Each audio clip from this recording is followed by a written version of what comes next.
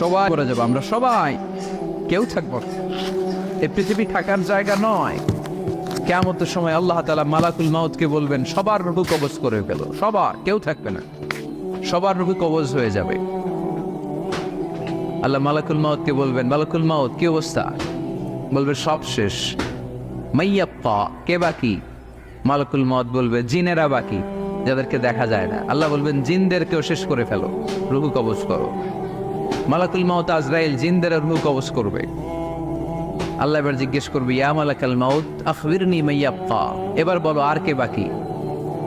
মালাকুল মাউত বলবে, আল্লাহ মানুষগুলো সব শেষ, জিনগুলাও শেষ, এবার বাকি ইবলিস শয়তান। কে বাকি?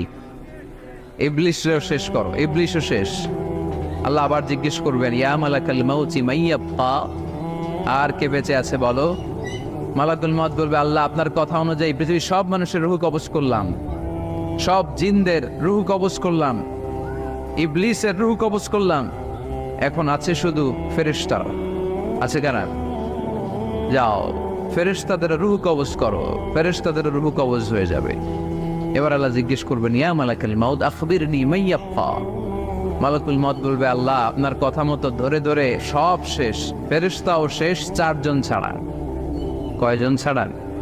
জোরে বলেন, কয়জন ছাড়া? ইসরাফিল, জিব্রাইল, মিকাইল, আজরাইল। আল্লাহ এই 4 জন আমরা বাকি।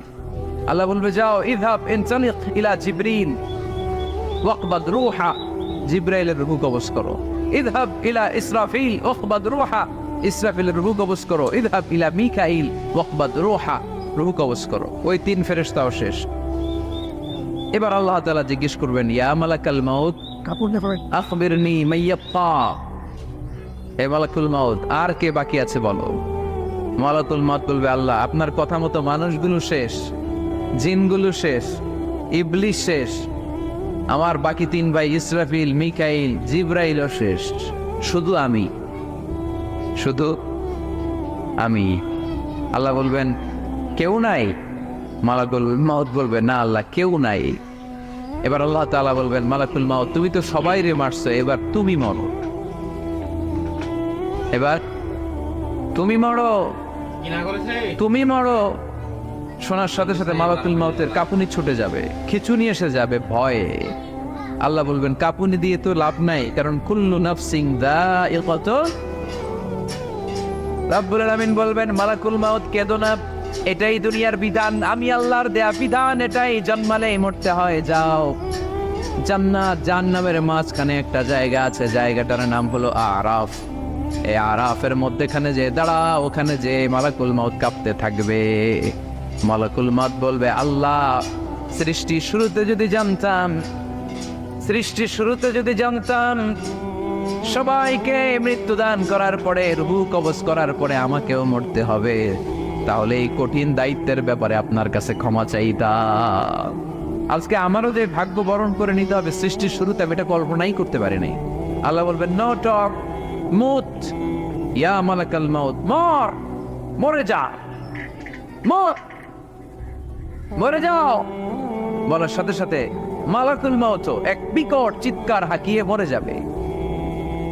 মালাকুল মাউতের চিৎকারটা সেদিন এত ভয়ঙ্কর হবে, বিষ্ণু ঈসা ইসলাম বলেন, ওই চিৎকারের আওয়াজ যদি পৃথিবীর মানুষেরা কান দিয়ে শুনতে পেত, তাহলে কিয়ামত সংগঠিত হওয়ার জন্য আলাদা করে ইসরাফিলের সিঙ্গার প্রয়োজন হতো না। ওই চিৎকারের আওয়াজে প্রতিটা মানুষ কানের পর্দা ফেটে ওই জায়গায় লাশ হয়ে পড়ে যেত। এবার টানে বায়ে সামনে পেছনে উপরে নিচে কেউ নাই, একজন ছাড়া, জোরে বলতে হবে তিনি কে? আল্লাহ তখন পৃথিবীকে একটা ডাক দিবেন, বলবেন, ইয়া দুনিয়া আইনা আনহারুকি, এই পৃথিবী তোর নদীগুলো কোথায়? ইয়া দুনিয়া আইনা আশজারুকি, এই পৃথিবী তোর গাছগুলো কোথায়? বটতলা। ইয়া দুনিয়া আইনাল জিবাল, তোর বড় বড় মাউন্ট এভারেস্ট পাহাড়, আলাস্কা পর্বতমালা, আল্পস পর্বতমালা, এগুলো কোথায়? তুর পাহাড় আজকে কোথায়? ইয়া দুনিয়া আইনাল মুলুক, রাজা বাদশারা কোথায়, যারা ক্ষমতার দাপটে পা জমিনে ফেলতে চাইতো না? আইনাল জাবাবেরা, অত্যাচারী স্বৈর শাসকগুলো আজকে কোথায়? কোথায় আজকে? কোনো আওয়াজ নাই। আল্লাহ তখন হুঙ্কার দিয়ে বলবেন, লিমানিল মুলকুল ইয়াউম, who belongs the kingdom today? Allah চিৎকার দিয়ে বলবেন আজকে ক্ষমতা কার? আওয়াজ করে বলেন সেদিন ক্ষমতা কার? আল্লাহ সেদিন প্রশ্ন করে নিজেই নিজের প্রশ্নের উত্তর দিবেন, লিমানিল মুলকুল ইয়াউমা লিল্লাহিল ওয়াহিদিল কাহ্হার। সেদিন ক্ষমতা দুনিয়ার কোনো রাজার নাই, কোনো বাদশার নাই, কোনো স্বৈর শাসকের নাই, কোনো সুলতানের নাই, কারো নাই। সেদিন ক্ষমতা চলবে একজনের, তিনি কে? তার নাম হচ্ছে রহমান। তার নাম কি? আরো জোরে বলেন কি নাম? এজন্য রহমান কারে বলে আজকে চিনতে পারছেন? তার দয়ার শেষ আছে? তার ক্ষমতার কোনো কুল কিনারা আছে? তার ধন ভান্ডারে কোনো গন্তি আছে? এজন্য লা বিশাইহি মিন নিআমিকা রাব্বানা নুকাযযিবু ফালাকাল হামদ। We don't deny any of your mercy and blessings. All praises to you. আল্লাহ তোমার কোন নিয়ামতকে আমরা অস্বীকার করি না। এই মানব জাতি আর জিন জাতি, আমি আল্লাহর কোন নিয়ামতকে তুই অস্বীকার করবি? কোন নিয়ামতকে অস্বীকার করবি? যখনই এই আয়াতটা আমি পড়তাম তায়েফের ময়দানে, জিনেরা উত্তর দিত লা বিশাইইন মিন নিআমিকা রাব্বানা নুকাযযিবু ফালাকাল হামদু। আল্লাহ তোমার কোন নিয়ামতকে আমরা অস্বীকার করতে পারবো না। আমরা পুরো জিনের গোষ্ঠী আজকে ঘোষণা দিলাম, আল্লাহ তোমার কোন নিয়ামতকে অস্বীকার করার কোনো জো আমাদের নাই, কোনো সুযোগ আমাদের নাই। সকল নিয়ামতের প্রশংসার মালিক তুমি। তিনি কে? We cannot deny any of your mercies and blessings and the bounties. All praises to you. আল্লাহ সব ক্ষমতার মালিক তুমি, সব প্রশংসার মালিক তুমি। একটা নিয়ামত অস্বীকার করার ক্ষমতা আমার নাই। এত ভালোবাসতেন বিষ্ণু ইসা ইসলাম সূরাটাকে। আবার বাইহাকির এক বর্ণনায় ইমাম বাইহাকি বলেন, আল্লাহর হাবিব সাল্লাল্লাহু আলাইহি ওয়াসাল্লাম ইরশাদ করেছেন, ইন্না লিকুল্লি শাইইন আরুস ওয়া আরুসুল কুরআনি সূরাতু আর-রাহমান। আলেম ওলামারা বলেন তো আরুস মানে কি? মাশাআল্লাহ, নববধূ। আরুস মানে নতুন বউ। আরুস মানে সবাই বলেন নতুন বউ, নববধূ। আল্লাহর হাবিব বললেন লিকুল্লি শাইইন আরুস, সবার একটা করে নববধূ হয়। আর কোরআনের নববধূর নাম সূরা আর-রাহমান। ইন্না লিকুল্লি শাইইন আরুস ওয়া আরুসুল কুরআনি সূরাতু আর-রাহমান। দুনিয়ার প্রত্যেকের জন্য আল্লাহ একজন করে নববধূ দান করেছেন। আল্লাহর কোরআনেরও একটা নববধূ আছে। এই কোরআনের নববধূর নাম সূরা আর-রাহমান। কোরআনের নববধূ, কোরআনের নতুন বউ, কোরআনের নতুন বউ। কেন আল্লাহ এত সূরা থাকতে, 114টা সূরা থাকতে আর রহমানকে কোরআনের নববধূ বললেন? এর কারণ নববধূ যেমনি বাসর রাতে হাতে পায়ে আলতা মেখে, বেনারসি শাড়ি পরে, জুয়েলারি অর্নামেন্টস পরে, পার্লারিং করে, মেকআপ করে হাজবেন্ডের জন্য নিজেকে উজাড় করে সাজায়, ঠিক তেমনি আল্লাহ তাআলা এই দুনিয়াতে আমাদেরকে কি নিয়ামত দিয়েছেন আর আখিরাতে কি কি নিয়ামত দিবেন, এই বর্ণনা দিয়ে এই সূরাটাকে আল্লাহ উজাড় করে সাজিয়ে দিয়েছেন। এজন্য এই সূরার নাম হচ্ছে আরুস আল কোরআন। কোরআনের নববধূ, সবকিছুর নববধূ আছে। আর কোরআনের নববধূর নাম সবাই বলে আর-রাহমান। এবার আমরা জানবো কোন প্রেক্ষাপটে এই সূরাটা নাযিল হয়েছে। আল্লাহর হাবিব সাল্লাল্লাহু আলাইহি ওয়াসাল্লাম মক্কার কুরাইশদেরকে বলতেন, আল্লাহর ইবাদত করো, আল্লাহর জিকির করো, আল্লাহর সেজদা দাও। বলতে বলতে হঠাৎ বলতে আরম্ভ করলেন, রহমানের ইবাদত করো, রহমানের জিকির করো, রহমানকে সেজদা দাও। কাফেররা বলে, এতদিন বলছো আল্লাহ, এখন তো রহমান, আসলে কোনটা? আল্লাহরে তো চিনি, রহমানরে তো চিনি না। এতদিন আল্লাহ আল্লাহ বলেছে, আল্লাহকে তো আমরা সবাই চিনি, চিনি না রহমানকে।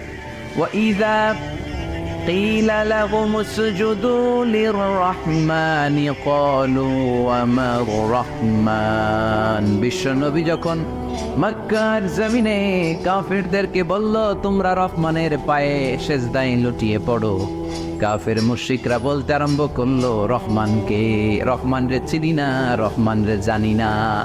আল্লাহরে চিনি, রহমানকে? আল্লাহকে রহমানরে চিনোস না? না, তাহলে চিনাই দেই দা। তখন চিনানোর জন্য আল্লাহ সূরাটা নাজিল করলেন। সূরার নাম সূরা আর-রাহমান। আল্লাহ নাজিল করলেন, আর-রাহমানু আল্লামাল কুরআন খালাকাল ইনসান আল্লামাহুল বায়ান। দয়াময় রহমান শেখালেন কোরআন, বানালেন ইনসান শেখালেন বায়ান, দয়াময় রহমান শেখালেন কোরআন, বানালেন ইনসান শেখালেন বায়ান, দয়াময় রহমান শেখালেন কোরআন, বানালেন ইনসান শেখালেন বায়ান, দয়াময় রহমান শেখালেন কোরআন, বানালেন ইনসান শেখালেন বায়ান। আল্লাহু আকবার। আল্লাহ বলে রহমান রে চিনো না, রহমান রে তোমরা জানো না। ও মক্কার কাফিরেরা কুরাইশেরা, রহমান কি তোমরা জানতে যাও? তোমাদের জ্ঞাতার্থে রহমান নামে একটা সূরাই কোরআনে আমি নাজিল করে দিলাম। কাফিরদেরকে চেনানোর জন্য আল্লাহ নাজিল করলেন আর রহমান। আমার পরিচয় শোনো, পুরো সূরাটা আল্লাহর পরিচয়, কি করেছেন তিনি, কি নিয়ামত দিয়েছেন। আমার নাম আর রহমান, আল্লামাল কোরআন। শুধু আমি রহমান নই, আমি কোরআন শিখিয়েছি। কোরআন শিখায় কে? শুধু কোরআন শিখিয়ে বসে থাকি না, ইয়াফালাকাল ইনসান, আমি মানুষ বানিয়েছি। মানুষ বানিয়েছে কে? শুধু মানুষ বানিয়ে বসে থাকেন নাই, আল্লামাহুল বায়ান, মানুষকে আমি বায়ান শিখিয়েছি, বর্ণনা করার যোগ্যতা দিয়েছি। মানুষের মুখে মুখে আমি ভাষা দিয়েছি। এই যে নানান ভাষায় গোটা বিশ্বের মানুষ কথা বলে, ভাষাগুলোর মালিক কে? ওয়াইদা কিলা লাহুম উসজুদু লিররহমান ক্বালু ওমার রহমান। আল্লাহর হাবিব যখন বললেন এই কাফিরেরা রহমান রে সেজদা দাও, ওদের প্রশ্ন রহমান কে? রহমান রে চিনি না, জানি না।